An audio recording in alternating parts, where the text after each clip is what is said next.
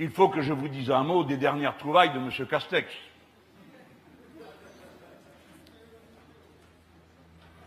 Alors, une fois de plus, mais comme c'est lui qui est venu à la télé, on s'est dit ça doit être grave, parce que d'habitude c'est l'autre qui le fait. Donc s'il l'envoie lui, c'est qu'il a quelque chose à annoncer qui est particulièrement imbuvable. En effet, il est venu nous annoncer que le pass sanitaire, qui était une illusion de sécurité sanitaire, puisqu'elle faisait croire et qu'elle fait croire à tous ceux qui l'ont, c'est mon cas puisque je suis vacciné, qu'il ne représente aucun danger pour les autres, ce qui est absolument faux, parce que vous pouvez être vacciné et contaminer d'autres. Je ne le dis pas contre le vaccin, je dis qu'il n'en existe pas qui permettent à 100% d'être indemne dans toute situation, ça n'existe pas. Et celui-là ne m'a pas l'air plus spécialement efficace qu'un autre, parce que figurez-vous que dans ma très proche famille, j'ai bien dit très proche, quelqu'un qui a déjà les 2 premières doses et depuis le mois de septembre est actuellement au lit avec des fièvres épouvantables qui sont liées au Covid. Par conséquent, mieux vaut se le tenir pour dit et ne pas avoir de comportements irresponsables. Pour ne pas avoir de comportements irresponsables, il faut savoir où vous en êtes. Avant d'aller chanter Noël, avant d'aller faire les 2 réveillons, il vaut mieux avoir un test. Vous autres à la Martinique, comme vous êtes bien battus, vous avez obtenu le test gratuit. Mais dans l'Hexagone, c'est pas le cas. Et M. Castex n'a pas dit, en prenant sa tête d'enterrement, c'est vraiment le cas de le dire, quand il nous a annoncé son passe vaccinal, il n'a pas dit juste après, bon écoutez les gens, je fais ce que je peux, vos tests sont gratuits, soyez sérieux pour les fêtes. Non! Il a dit évitez de faire la fête, évitez de faire des réveillons, évitez de vivre quoi. Hein? Bon, si vous pouviez tous rester, vous enfermez chez vous dans une boîte et vous attendez qu'on vous appelle pour aller au travail. Voilà, c'est leur idéal de vie. On s'amuse pas, on rigole pas, on fait pas des réveillons, on voit pas la famille, non! Des bêtes à travailler. Ah, mais on a connu ça, hein. Alors, il faut absolument qu'on comprenne que la question qui nous est posée n'est pas vaccin ou pas vaccin. Je vous ai dit, moi j'ai fait un choix. Je m'interdis de vous parler avec le paternalisme puant que je vois en permanence chaque fois qu'on s'adresse aux Antilles et ailleurs. Je ne vous ferai pas la leçon. Je ne vous dirai pas ce que vous avez à faire. Et quand on me dit « prends ta position d'homme public pour leur dire que ceci et que cela », non, je ne suis pas médecin. Si vous voulez avoir un avis, allez voir Claude Lise, parce que lui, il était médecin, mais moi, je ne le suis pas. Je vais vous dire ce que je peux faire comme homme politique et comme dirigeant politique. Je vais vous dire une bonne chose.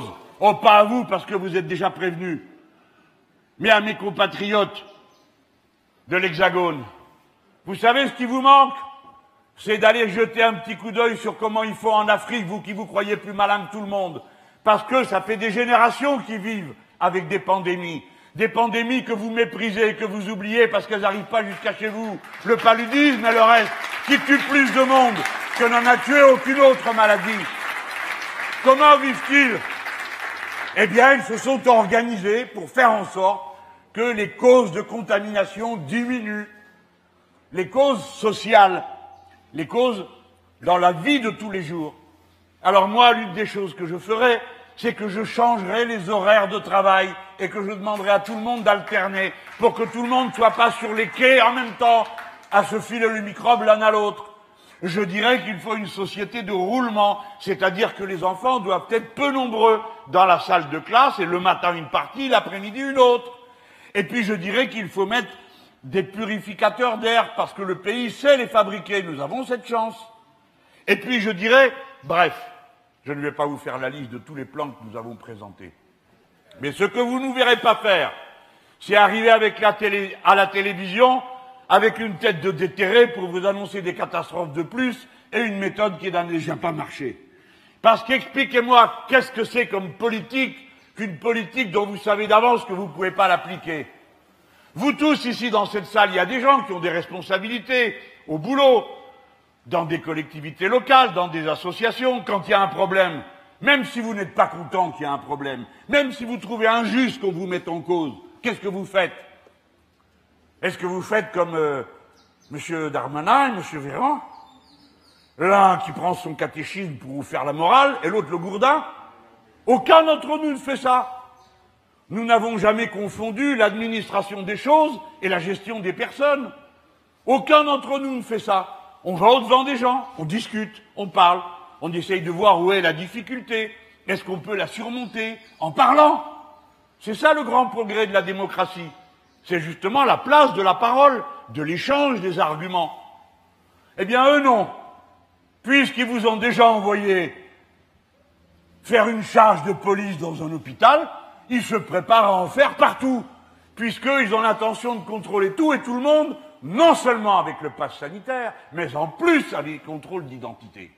C'est-à-dire que nous allons franchir un pas de plus dans la réduction des libertés individuelles, dans le dressage collectif du peuple, à prendre l'habitude de décliner sans arrêt alors que cela ne sert strictement à rien en temps ordinaire. Son identité, présenter ses papiers à des messieurs et des dames qui ne sont pas toujours polis et qui vous demandent des comptes alors que souvent on aurait plutôt l'intention d'en demander nous à eux. Bref, vous m'avez compris. Ce n'est pas cette société dont nous avons besoin. Quand les êtres humains rencontrent des situations de détresse, que font-ils? Eh bien, les sociologues, les anthropologues nous expliquent ce qui se passe. Les gens se serrent les coudes. C'est-à-dire que, contrairement à ce que croient les puissants, chaque fois qu'il y a une catastrophe, les gens se serrent les coudes. Ce n'est pas vrai qu'ils pillent et qu'ils saccagent. Eh bien, quand il y a une difficulté, on se serre les coudes, on essaye de se comprendre, on essaye de s'entraider. Moi, c'est mon modèle, la société de l'entraide. La société où l'on met au premier poste des valeurs et des principes que l'on applique, l'entraide, la solidarité, l'écoute mutuelle. Et c'est comme ça qu'on fait fonctionner les sociétés démocratiques. Mais pour ça, il ne faut pas qu'il y en ait un qui domine l'autre. Il ne faut pas qu'il y en ait un qui ait l'intention d'arnaquer l'autre. Il ne faut pas qu'il y en ait un qui ait l'intention d'obliger l'autre à faire ce qu'il n'a pas envie de faire. L'entraide, la solidarité, ça marche directement avec l'égalité et avec le respect des autres, donc de la liberté. Tout ça se tient. Et c'est pourquoi on ne fait pas une république uniquement avec du maintien de l'ordre et des contraintes. C'est l'inverse. On fait une république d'abord avec de la liberté, ensuite avec de l'égalité, enfin avec de la fraternité.